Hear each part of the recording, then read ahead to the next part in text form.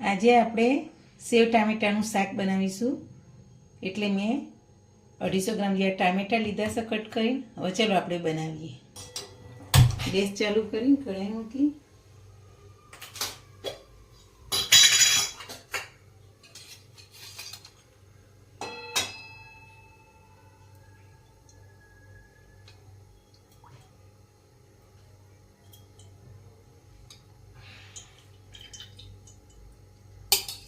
પાંચ ડોકલી મેં તેલ લીધું. ડોકલી નાની છે એટલે મેં 5 ડોકલી તેલ લીધું.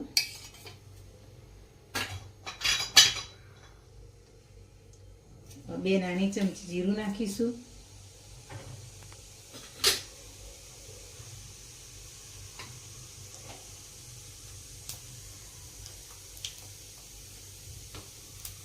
ચપટી હિંગ નાખીશું.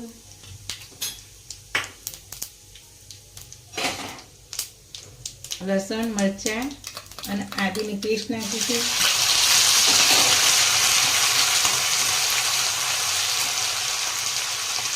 એક કટ કરેલી ડુંગળી નાખીશું.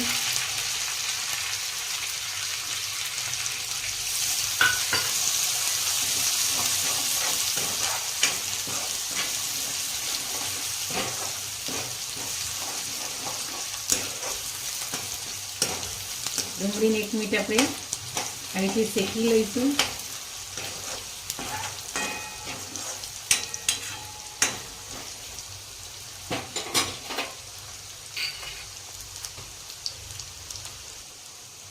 અડધી ચમચી નાની હળદર નાખીશું. 1 ચમચી ભરીને લાલ મરચું નાખીશું.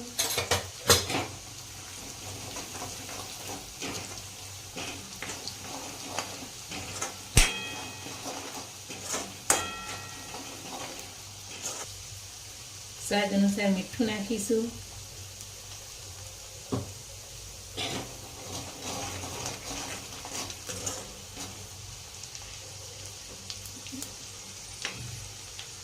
આપણે કટ કરેલા ટામેટા નાખી દઈશું.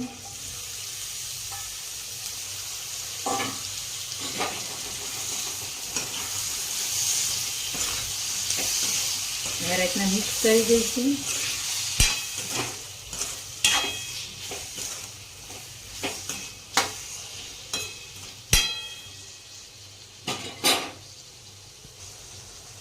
ઉપર પાછું થોડું લાલ મરચું નાખીશું. થોડી હળદર નાખીશું. 2 ચમચી ધાણા જીરું પાવડર નાખીશું. મિક્સ કરી દઈશું.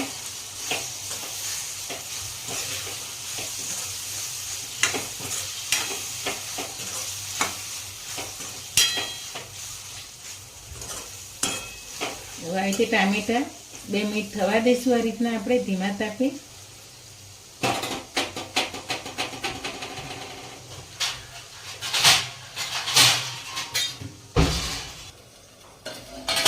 આપણે જોઈ લઈએ.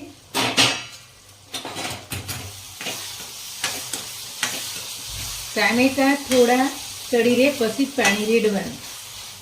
એટલે શાક સરસ થાય સેવ ટામેટાનું. હજુ થોડા 1 મિનિટ આપણે થવા દઈશું પછી પાણી રેડીએ. આપણે જોઈ લઈએ.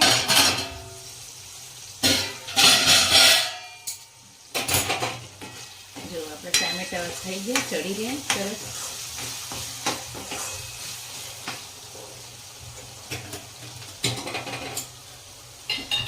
હવે આપણે નવશેકું ગરમ પાણી કરેલું એ જ રેડવાનું.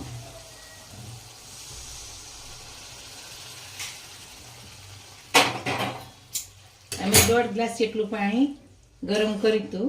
એમાં થોડું બચ્યું, બીજું રેડ્યું.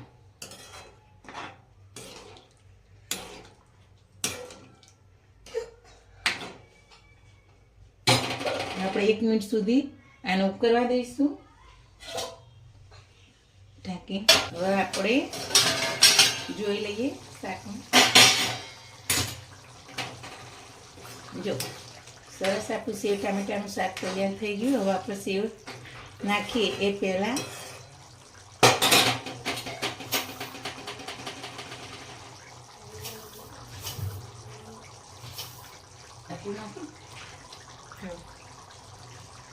હવે અડધી ચમચી આપણે ખાંડ નાખીશું સ્વાદને બેલેન્સ કરવા માટે, અને 1 ચમચી નાની ગરમ મસાલો નાખીશું.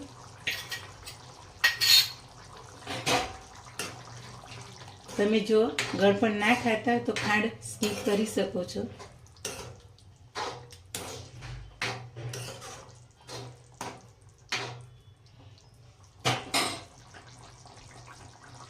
મેં ઝીણી સેવ લીધી છે. જો તમે રતલામી ખાતા તો રતલામી નાખી શકો, અને તીખી જાડી સેવ વણેલી આવશે એ પણ નાખી શકો. અમારા ઘરમાં વપરાય છે તો અમે આ નાખીએ.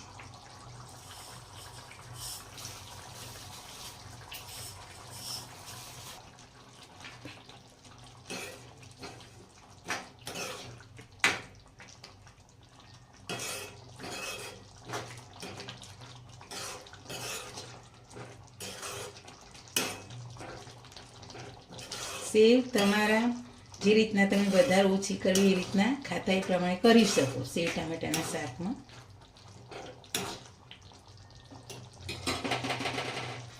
હવે આપણું સેવ ટામેટાનું શાક તૈયાર થઈ ગયું.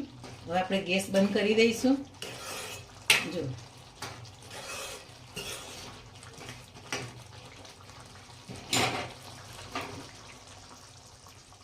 આપણે થોડી કોથમીર નાખીશું.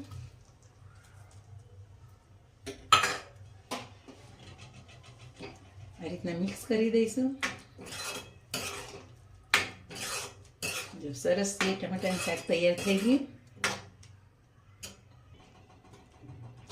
બાઉલમાં સર્વ કરી દઈશું. હવે ઉપરથી આપણે સેવ થોડી નાખીશું, થોડી કોથમીરથી ગાર્નિશ કરીશું. હવે આપણું સેવ ટામેટાનું શાક તૈયાર થઈ ગયું. સરસ ભાખરી જોડે સરસ લાગે. ભાખરી, પરોઠા, ડુંગળી, છાશ, સરસ સેવ ટમેટાનું શાક ખાવાની મજા પડી જાય. મારી આ ડીશ ગમી હોય તો મારી અવારનવાર વાનગી જોવા માટે મારી ચેનલને શેર કરજો, લાઈક કરજો અને સબસ્ક્રાઈબ કરજો.